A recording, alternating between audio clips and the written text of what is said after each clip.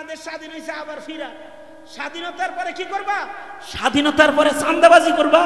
স্বাধীনতার পরে দোকানের কাছ থেকে নতুন করে চাঁদা তোলা শুরু করবা। স্বাধীনতার পরে ঘরে ঘরে ঘরে ঘরে অত্যাচার বাড়ায়া দিবা। স্বাধীনতার পরে আগে ছিলা তুমি বুজুর্গ আল্লাহওয়ালা, তবলিগে খালি চিল্লা লাগাইছো আর ঘুরছো, এখন আবার রিভলভার নিয়ে ঘুরবা। এটার নাম স্বাধীনতা? স্বাধীনতার পরে কি করতে হয়? স্বাধীনতার পরে জিকির করতে হয়। স্বাধীনতার পরে 16 বছরের গোলামির জিনজির থেকে বেরিয়ে এসেছে। ইসলামের কথা বলতে পারত না, কোরআনের কথা বলতে পারত না, ধর্মের কথা বলতে পারত না। আজকে খালিদ সাইফুল্লাহ ইউবিকে কিশোরগঞ্জের মাটিতে তোমাদের আনতে হলে থানার ওসির পিছনে ঘুরতে ঘুরতে পায়ের জুতা ছিঁড়া যাইত। কিন্তু আজকে এখানে বসে আমি কথা বলতেছি, ওসি সাহেব দোয়া নিতে আইব না, বাধা দিতে আসবে না। কারণ কি? কারণ হলো গোলামির জিনজির তোমার গলায় আটকানো ছিল। এই গোলামির জিনজির আল্লাহ সরাইলো, স্বাধীনতা একটা অর্জন করলা। এখন কি করবা এই স্বাধীনতা দিয়া? যত আকাম কুকাম সব করবা না। স্বাধীনতার পরের একটা আমল আছে, জিকির করবা, তিলাওয়াতুল কোরআন করবা। কারণ স্বাধীনতা কে দিয়েছে? হ্যাঁ, তাছাড়া বৈষম্য বিরোধী ছাত্র আন্দোলনের যে ছেলেরা, ওরা হাসিনা আকার দিয়ে বলে গেছে গা।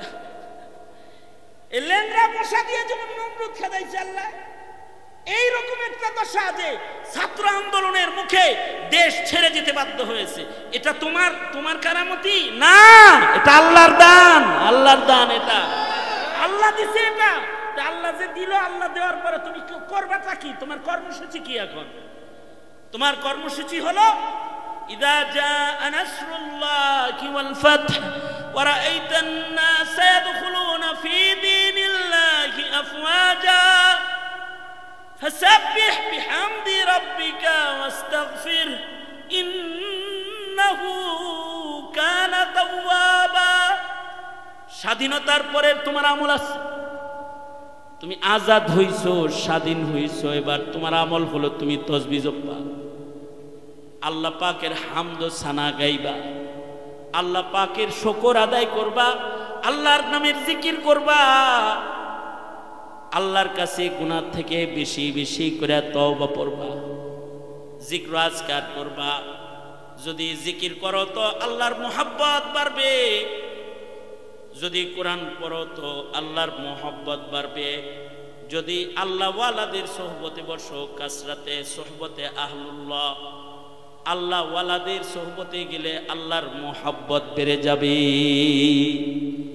এই মোহাব্বত যতক্ষণ পর্যন্ত তরতাজা না হবে ততক্ষণ পর্যন্ত নামাজও ভাল লাগবে না, টুপিও ভাল লাগবে না, পাঞ্জাবিও ভাল লাগবে না। জুব্বা টুপি পাঞ্জাবি দেখলে জঙ্গি জঙ্গি মনে হবে। তোমাদের মতো বহুত মুসলমান আছে তোমাদের সমাজে, যাদের মুখে কালিমা আছে কিন্তু মোল্লা দেখলে জঙ্গি কয়, আছে না নাই? হ্যাঁ, সন্ত্রাসী বলে গালি দেয়। মাদ্রাসা দেখলে পরে নবীর প্রেম তার জাগে না, সে মাদ্রাসাকে ব্যাঙের ছাতা কয়। মাদ্রাসা ব্যাঙের ছাতার মতো এটা কয়। কারণ কি? নবীর ঘরের জন্য অতটুকুন মোহাব্বত তার নাই, নবীর মোহাব্বতই নাই, তো মাদ্রাসার মোহাব্বত থাকবে কেমনে? ভেতরে তো আছে নাস্তিক্যবাদ, এ কারণে ইহুদ নাসারার গোলামে পরিণত হয়েছে। ভেতরে আছে নাস্তিক্যবাদ সঙ্গত কারণে। এই যে প্রেম, এই যে মায়া, এই যে মমতা, এই যে ভালোবাসা, এইটার জন্য তো মেহনত করতে হইব। জাতিকে এই মেহনতের মাধ্যমে এই প্রেম, এই ভালোবাসা শিখতে হইব। সেই শিখার পদ্ধতি কি? হযরত থানভী বলে প্রতিদিন কিছু সময় জিকির করো, কিছু সময় কোরআন তেলাওয়াত করো। যদি কোরআন মজিদ হাতে লয়ে পড়তে না পারো তাহলে ছোট ছোট সূরা পড়ো, আল্লাহ অনেক সওয়াব দেনেওয়ালা। তুমি একবার সূরা ইখলাস পড়ো তো 10 পারা কোরআন পড়ার সওয়াব আল্লাহ দিবে। 2 বার পড়ো 20 পারা কোরআন পড়ার সওয়াব দিবে। 3 বার পড়ো তো 30 পারা কোরআন পড়ে এক খতম কোরআন পড়ার সওয়াব 3 বার সূরা ইখলাস পড়ার বদলায় আল্লাহ তোমারে দান করবে। সুবহানাল্লাহ, জোরে করে বলো। এক মজলিসে বসে যদি কেউ 6 বার সূরা ইখলাস পড়ে তাহলে আল্লাহর রাসূল বলেছেন 2 খতম কোরআন পড়ার সওয়াব আমল নামায় জমা হয়। কেউ যদি এক মজলিসে বসে 9 বার সূরা ইখলাস পড়ে তো আল্লাহর রাসূল বলেছেন আমল নামার ভেতরে 3 খতম কোরআন পড়ার সব জমা হয়।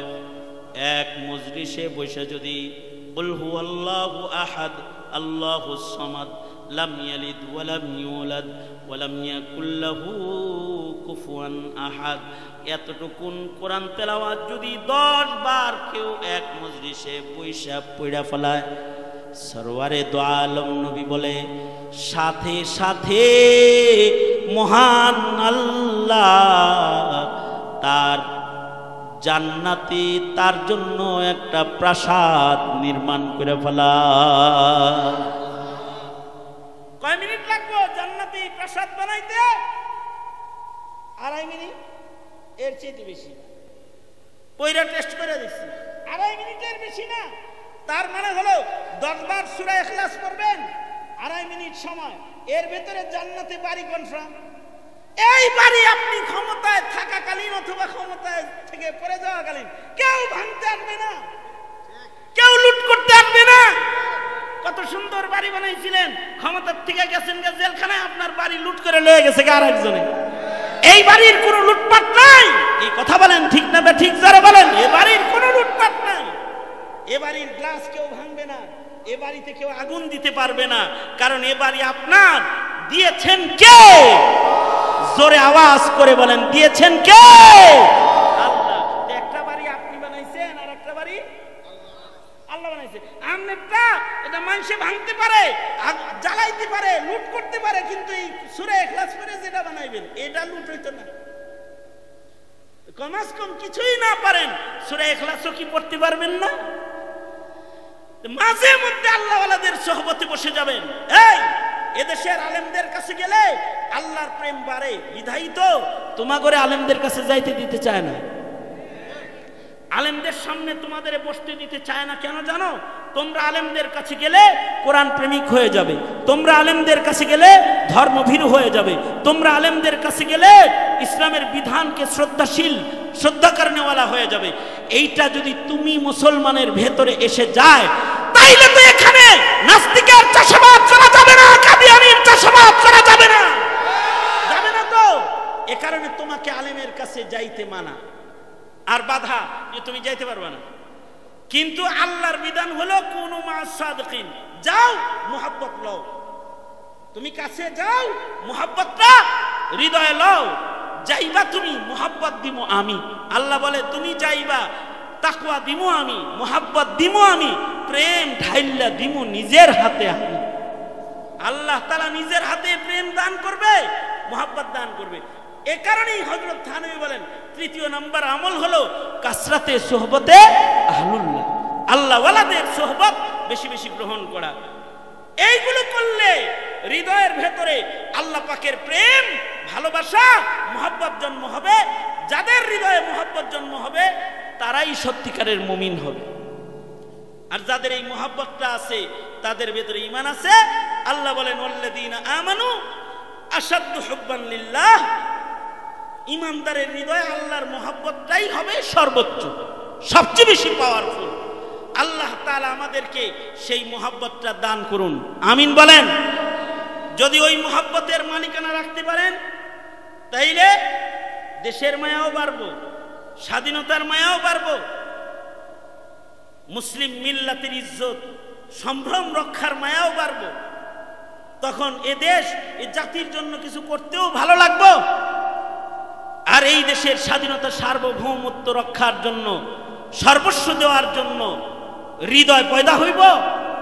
তখন চতুর্দিকে ভারত থাকলেও এই ভারত আপনার স্বাধীনতা নিতে পারবে না, আপনার সার্বভৌমত্বের উপরে আঘাত করতে পারবে না। যখন আপনার ভালোবাসার ঈমান থাকবে, কারণ ঈমানদারকে বিজয় দেওয়ার ওয়াদা কার? আরো জোরে বলেন কার? ওয়ালা তাকিনু ওয়ালা তাহজানু ওয়া আনতুমুল আ'লাউন, ওয়ালা তাহিনু ওয়ালা তাহজানু ওয়া আনতুমুল আ'লাউনা ইন কুনতুম মুমিনিন। তোমরা যদি মুমিন হয়ে সামনে বাড়ো তাহলে তোমাদের কোনো ভয় নেই, তোমাদের কোনো চিন্তা নেই। তোমরা ভয় পেও না, চিন্তিত হও না, তোমাদেরই বিজয় হবে, বিজয়ের মালা তোমাদের গলায় থাকবে। শর্ত শুধু একটা, ইন কুনতুম মুমিনিন, তোমরা যদি মুমিন হও। এই মুমিনের খাতায় নাম রাখতে লাগবে যে মহাদৌলত, সেটা হলো আল্লাহ আল্লাহর রাসূলের মুহাব্বত। আল্লাহ তাআলা আমাদেরকে সেই মুহাব্বতের দৌলত দান করেন। আমিন বলেন, আরো জোরে আওয়াজ করে বলেন আমিন। দীর্ঘদিন একটা জুলম সেতামের হালাত, যে জুলমের অত্যাচারের শিকার হয়েছে এদেশের উলামায়ে কেরাম, মোদি বিরোধী আন্দোলন থেকে শুরু করে এই পর্যন্ত আলেম উলামারা জেল খেটেছে। হাজার হাজার আলেমরা বছরের পর বছর জেল খেটেছে। ওয়াজ মাহফিল, তাফসীর মাহফিল এগুলো বাধাযুক্ত অবস্থায় ছিল, তালাবদ্ধ অবস্থায় ছিল। আল্লাহ তাআলা একটা পরিবর্তন দান করেছেন।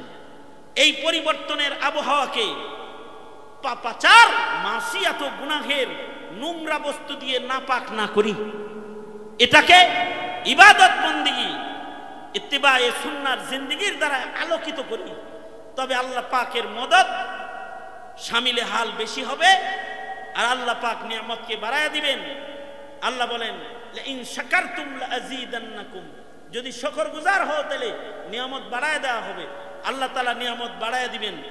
এই শুকরিয়া আদায় করার স্বার্থে আমরা অধিক পরিমাণে জিক্রুল্লাহ, তিলাওয়াতুল কোরআন ও সোহবতে আহলুল্লাহর আমলকে জারি করে আমাদের ভেতরে ভালোবাসার মাধ্যমে ঈমানি এক জাগরণ পয়দা করার তৌফিক আল্লাহ আমাদের দান করুক। আমিন বলেন জোরে করে।